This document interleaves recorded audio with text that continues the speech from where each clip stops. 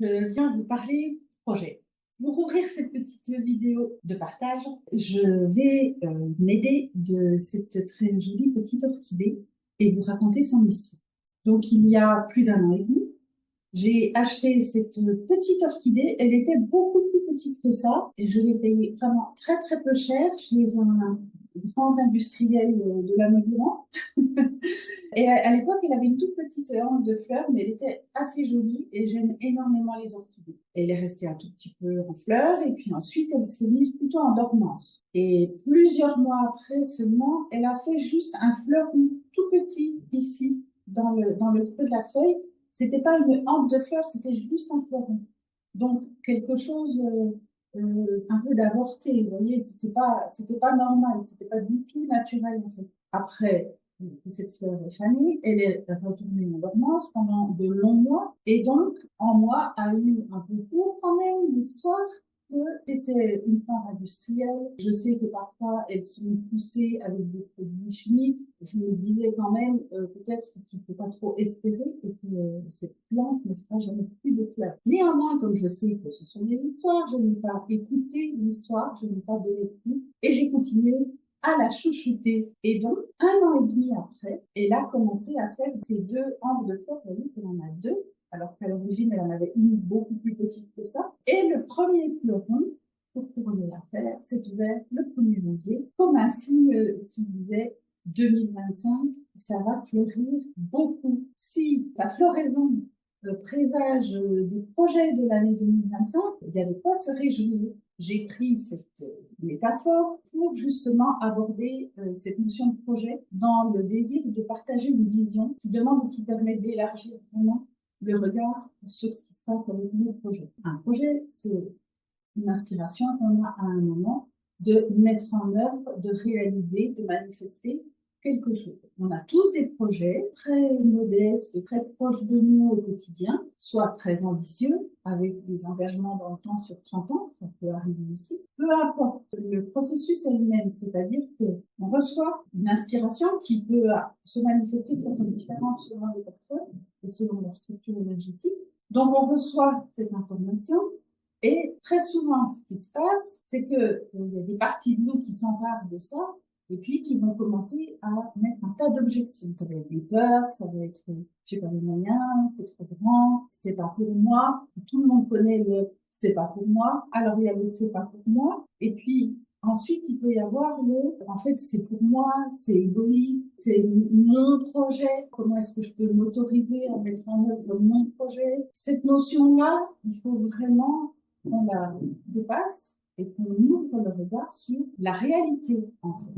Donc, je vais prendre comme exemple, puisque pour l'instant, je suis vraiment dans le processus lié à ça, c'est le voyage au Népal que j'ai mis en place. Ce projet, il a commencé à me chercher, j'étais encore au Népal, donc ça fait au moins 11-12 ans, et je me disais, oh là là, si un jour je peux venir au Népal, accompagner un peu, leur partager ma vision, mon expérience, restituer tout ce que j'ai reçu en termes d'ouverture de la conscience depuis 1984. Et puis, il y avait quelque chose qui disait, oui, mais ça sera beaucoup plus tard dans le temps. C'est pas maintenant, c'est pas pour moi. Il se trouve que l'an dernier, dans le cadre d'un accompagnement de projet que j'ai suivi, ce projet de voyage au Népal et d'accompagner un groupe est revenu d'un tout autre espace et je l'ai reçu dans un tout autre espace. Et puis, ce que je peux dire là, c'est que après le c'est pas pour moi, une fois que ça éventuellement s'est dépassé, il peut y avoir le c'est pour moi, c'est égoïste, c'est mon projet, d'avoir vraiment l'impression que c'est quelque chose qui ne nous concerne que nous en fait. En réalité,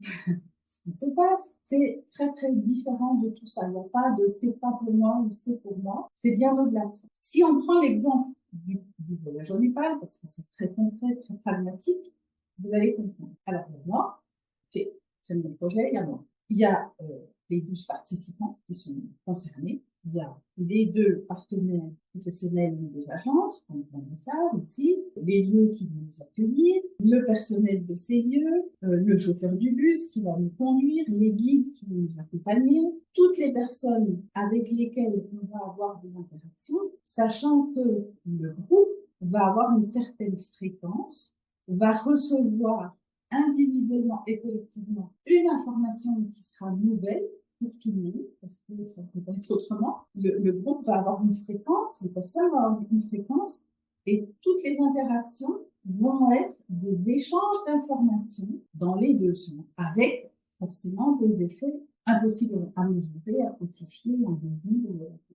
Revenons à cette idée que ce projet, c'est pas pour moi, c'est pour moi. En fait, je suis l'instrument, le capteur, le réceptacle d'une information universelle qui demande à ce que se manifeste quelque chose dans la matière en direction de toutes les personnes concernées. C'est un réseau énergétique d'informations dont on a pas idée. L'aspiration qui est la mienne de mettre en place et de proposer ce voyage est en résonance avec l'aspiration des 12 participants, des 2 agences, de tous nos interlocuteurs, des gens qui vont nous accueillir, etc. Il ne peut pas en être autrement. C'est-à-dire que nos structures énergétiques, là où nous en sommes, ce que nous avons à ouvrir, à découvrir de soi, de l'autre, demandent toute cette mise en œuvre pour que la conscience dynamique fasse son œuvre et se découvre. Si je reviens à ma petite orchidée, si j'avais écouté l'histoire qui me disait « elle ne refleurira jamais, tu peux la mettre à la poubelle », j'aurais jeté le bébé avec l'eau du bain. Et c'est ce qu'on fait très souvent avec nos projets, c'est-à-dire qu'il y a l'inspiration, il y a l'envie, il y a le désir, il y a l'élan, et puis derrière, il y a tout ce qui va venir objecter, réfuter, dénigrer, minimiser, mettre une belle zizanie qui, la plupart du temps, nous empêche de faire le pas à faire en direction de notre projet. Cette vision très élargie du fait que nos projets, quels qu'ils soient, ne nous concernent pas que nous, mais que nous n'en sommes que le réceptacle et l'outil de manifestation, que plein d'autres êtres sont concernés, ça me semble vraiment important. Le voyage au Népal, donc il y a toutes ces personnes concernées, il y a les proches de ces personnes qui auront eu des interactions avec le groupe, il y a les proches des voyageurs qui vont recevoir une fréquence avec une information nouvelle de la part de leurs proches. Toute cette nouveauté d'information, si moi je jette le bébé avec le vivant en disant c'est trop grand pour moi, c'est pas pour moi, ou alors c'est égoïste, c'est trop pour moi, ou je ne sais quelle autre objection, eh bien je coupe la circulation de toute cette information qui est donnée.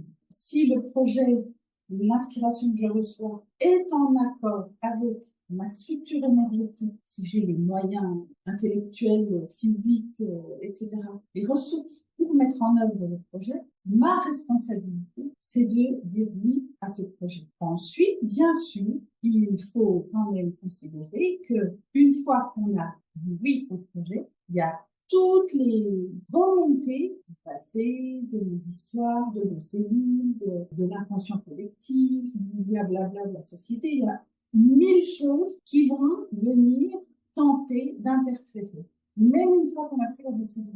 Donc, c'est un pas à pas, progressif et déterminé, en direction de notre aspiration de mise en œuvre la plus élevée, je envie de dire, avec cette conscience d'être partie du processus collectif.